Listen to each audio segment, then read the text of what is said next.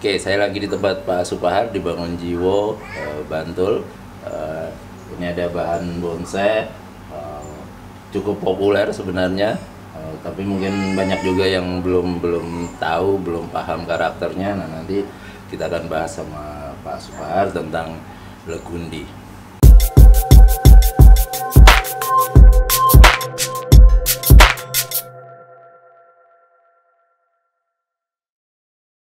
Oke, untuk legundi ini, Pak, di habitatnya di Indonesia tersebarnya di mana aja ini, Pak? Oke, sebelumnya sahabat belajar bonsai, kita akan membahas atau bercerita tentang legundi ya. Legundi itu kalau kita cari ya di alam itu akan kita temui di daerah-daerah mungkin yang berada di sekitar laut ya. Mungkin ini berdekatan dengan wahong. Ya, biasanya ada wahong laut. Nah, kalau ada wahong laut, kemungkinan akan kita temukan legundi di situ. Jadi dia hidup di daerah rawa-rawa sekitar pesisir pantai.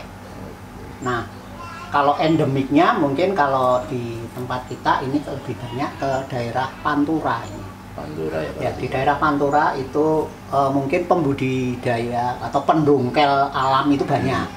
Kemudian sudah dijadikan bonsai, kemudian mereka juga melakukan budidaya. Oke, untuk nama di Indonesia sebutannya legundi aja atau di daerah lain seperti apa? Yang saya tahu orang selalu menyebut ini pohon legundi. Tetapi kalau kita cari di literatur ya, karena dulu belajar biologi juga ya, itu namanya Vitek triviola. Ya, Vitek triviola itu nama latinnya ya, nama ilmiahnya. Jadi kalau kita menyebut Vitek trifolia, pasti orang barat, orang pecinta tanaman tahu bahwa ini adalah yang kita sebut sebagai legundi di Indonesia. Untuk legundi ini, Pak, untuk sebagai bahan bonsai, menurut Pak Supahar kelebihannya di mana, Pak? Legundi ini sebagai tanaman lokal ya di Indonesia yang patut kita perkenalkan di dunia ya, seperti dulu kita memperkenalkan Seng Simbur ya, yang akhirnya sekarang mendunia. Nah, legundi ini adalah juga tanaman lokal Indonesia yang mempunyai banyak kelebihan. Ya. Kelebihan yang pertama yaitu batangnya itu menampakkan kesan tua. Ya, satu pertama itu kesan tua. Jadi dia akan mempunyai serat yang bisa kita liuk-liuk, kemudian nanti dia bisa kita ekspos sebagai kekeringannya gitu ya. Sifat kekeringannya itu sangat sangat bagus sekali ya. Berarti, karena kalau di alam itu kebanyakan yang kita jumpai sudah dalam bentuk kering-kering itu, karena ini disuplai rayap. Di alam ini juga udah banyak sudah keringannya bentuk ya? Keringin, kemudian juga sudah meliuk-meliuk begini, karena dia tumbuhnya agak mungkin terhalang oleh tanaman yang lain, sehingga dia ketika berebut mencari cahaya matahari, dia akhirnya bisa meliuk-liuk begitu. Berarti termasuk tanaman semak juga ya? Ya, tanaman, ya termasuk tanaman liar ya, tanaman semak. Tetapi kesan tuanya itu sangat kuat sekali tanaman ini, sangat kuat. Jadi kalau kita jadikan bahan bonsai tentu saja sangat recommended. Gitu. Bandel juga, Pak?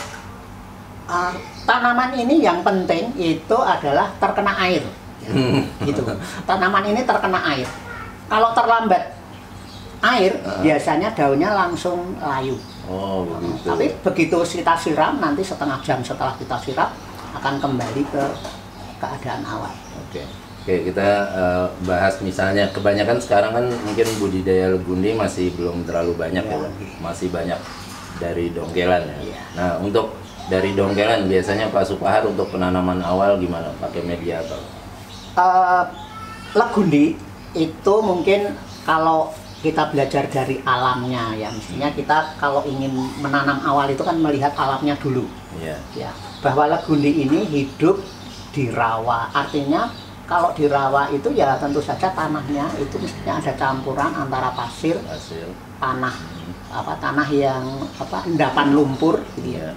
Endapan lumpur, kemudian tentu saja di samping lumpur adalah dari daun-daun yang sudah lapuk. Jadi penanaman awal tentu saja kita harus belajar dari karakter dia hidup awal tentu saja. Sehingga ketika kita memindah dari alam, kemudian kita pindah ke rumah, mau ditanam di dalam pot atau mau di ground gitu, maka unsur yang harus ada adalah unsur pasir, kemudian unsur kompos, ya otomatis unsur kompos. Kemudian kalau di pantai itu ini kebanyakan ada di ini ranting-ranting yang kering, seperti santigi gunung itu ya. Dia hidup dari ranting-ranting yang kering juga. Jadi ranting-ranting kering itu kan juga kalau kita samakan kan lama-lama kalau kena air kan jadi kompos.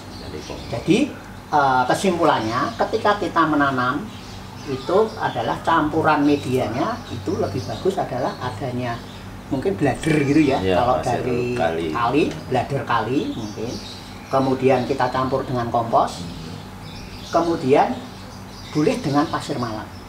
Nah, pasir malang itu otomatis semua bagus ya kalau dipakai. Tetapi kalau teman-teman ini nanti mencari pasir malang itu tidak mudah, ya tentu saja rekomendasi saya adalah gunakan kompos campur bladder atau pasir.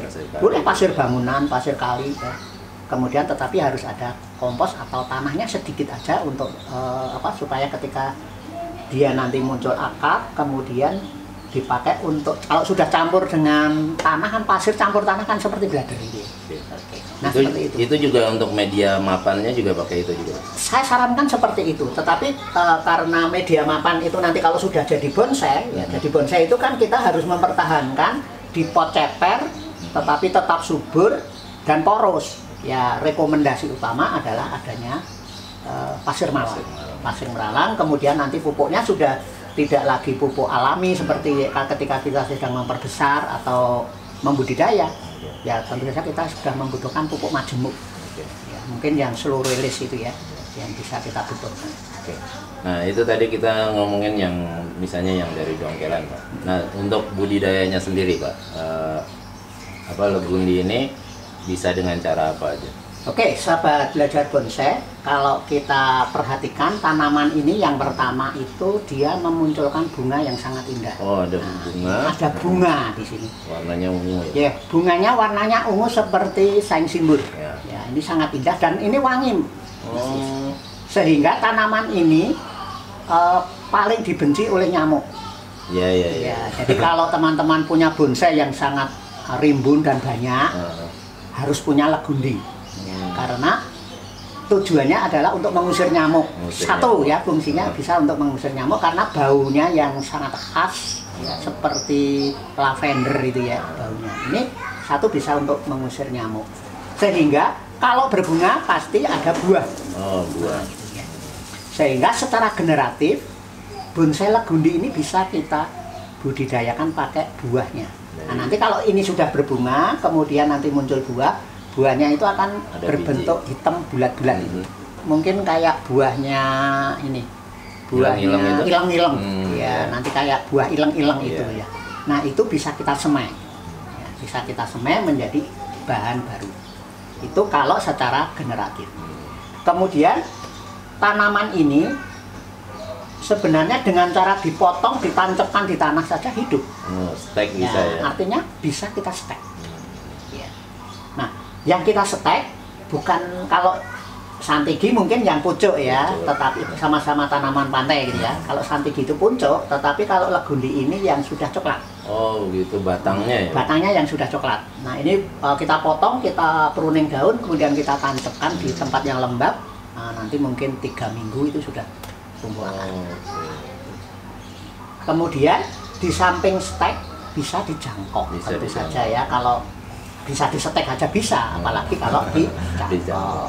Nah tentu saja teman-teman pembudidaya itu punya cara ya, atau mereka mempertimbangkan ya biasanya. Oh saya ingin tumbuhnya muter, mungkin dengan cara di setek misalnya. Oh saya ingin yang penting cepat tumbuh karena saya belum punya banyak, supaya tidak mati, saya takut mati maka dicangkok. Biasanya kalau kita main setek itu kalau udah bahannya banyak. Bahannya banyak, asal tancap aja. Iya, bahannya banyak sudah nggak sempat nyangkoi, ya udah pokoknya gambling ya.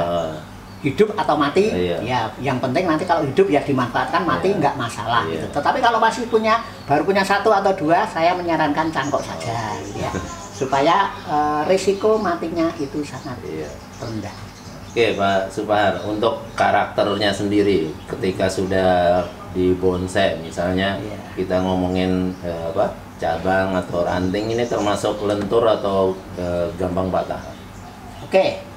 Sahabat belajar bonsai, kalau kita mungkin pernah punya tanaman sancang ya, atau wahong, maka tanaman ini sebenarnya tidak jauh-jauh berbeda.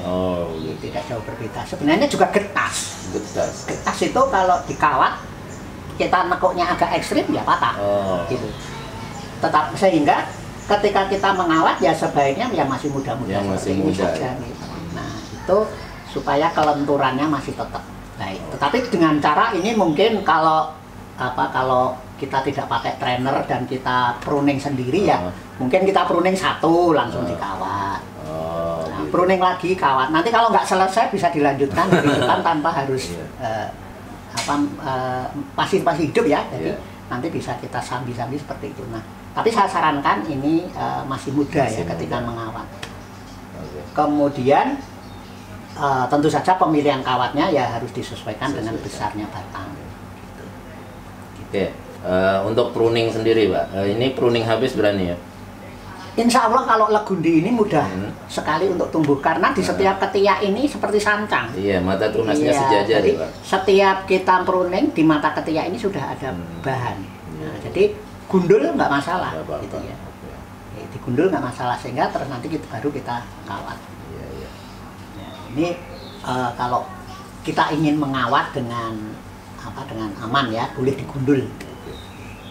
Kemudian dari percabangan ini bisa sampai cucu ranting itu masih bisa rapat. Kalau kita baru sampai percabangan ya memang belum rapat. Jadi ini bisa sampai ke cucu ranting. Untuk legundi ini Pak, kalau menurut Pak Supahar sendiri pertumbuhannya termasuk cepat atau lambat? Misalnya kita bandingkan dengan serut misalnya, itu pertumbuhannya cepat mana Pak? Oke, sahabat belajar bonsai, kalau kita menanam legundi, tentu saja kalau kita bandingkan dengan serut mungkin lebih lambat serut ya. Lebih lambat serut. Ini kita bandingkan saja dengan wahong atau kita bandingkan dengan sancang. Jadi kalau ingin menghasilkan yang besar ya nanti kita harus los terus gitu aja gitu ya. Tetapi begitu kita potong macet, seperti sancang persis.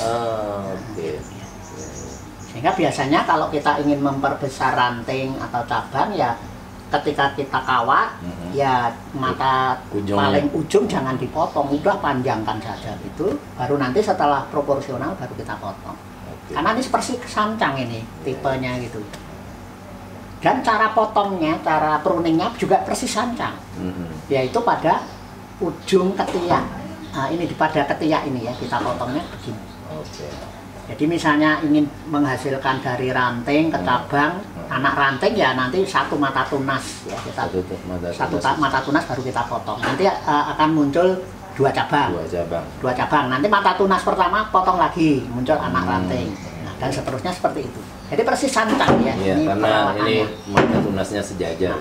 Cuman yang membedakan baunya ya nih. Kalau sancang itu baunya mungkin agak nggak enak ya, agak langu-langu gitu ya. Tetapi kalau ini baunya sangat wangi. Kalau kita remas seperti kayu putih. Karena banyak ya manfaat ini kalau orang kuno gitu biasanya ini dijadikan tanaman herbal. Ya, untuk obat ya. Obat. Oke, misalnya untuk pertumbuhan Mbak, ini kan kita tahu ada bunganya, ini sepertinya rajin berbunga, berbuah, itu menghambat pertumbuhan nggak Pak untuk bunga, buah gitu? Ya, sahabat belajar bonsai, kalau tanaman yang selalu berbuah itu tentu saja akan ketika dia berbuah itu akan menyerap nutrisi lebih banyak. Otomatis dia akan mengurangi asupan yang ada di batang yang lain. Jadi kalau seperti sancang itu ya, kalau sedang berbunga ya lebih baik dipotong pucuknya bunga itu ya, supaya nanti muncul cabang baru. Tetapi kalau kita ingin budidayakan, ya kita tunggu aja sampai berbuah. Nah, risikonya ya mungkin batang agak lagi lambat untuk tumbuh. Gitu. Oke, terakhir Pak, untuk penyakit untuk legundi ini yang pernah dialami Pak Supahar apa aja yang menyerang, misalnya hama atau penyakit gitu? Oke, legundi itu adalah tanaman liar. Nah, tentu saja di alam sana itu kalau kita temukan penyakit pertama di akar. Saya lihat pertama di akar. Di akar akan sering kita jumpai kalau misalnya agak panas gitu ya, musim panas, kemudian kita terlambat menyiram, itu biasanya untuk menghuni semut. Oh iya, semut merah. Nah, terutama itu akan merusak akar serabut. Kemudian kalau tanaman ini banyak humus di atasnya, misalnya kita tanam di tempat yang liar, kemudian tidak pernah terawat, maka yang kedua adalah rayap. Nah, tetapi kadang rayap itu juga menguntungkan. Ya, gitu ya. Menguntungkan apa? Ya, ketika kita ingin mengekspos tanaman ini menjadi apa, krowok-krowok dan sebagainya seperti ini ya. Ini ada. Nah, ini rayap ya. Ini tempat-tempat untuk binatang ya. Ini dia akan menggerogoti tanaman ini sehingga dia akan membentuk ukiran yang alamiah. Ada karakternya ya.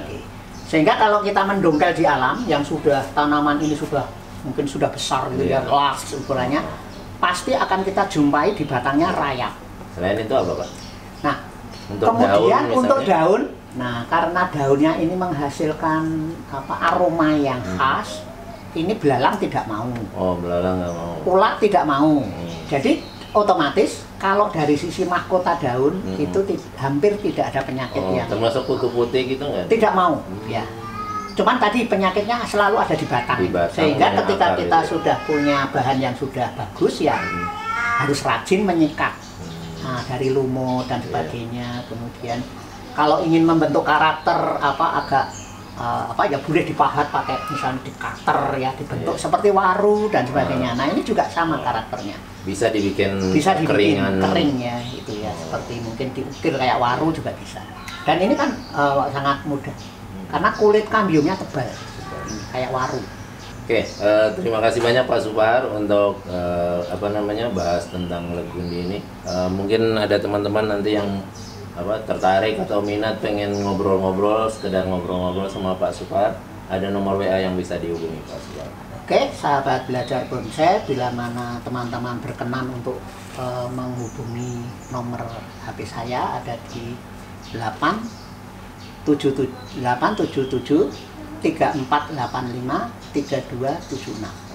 Oke, terima kasih banyak Pak Supahar untuk sharing-sharingnya tentang legundi. Terima kasih sama-sama Mas Isna ini. Sampai ketemu kembali.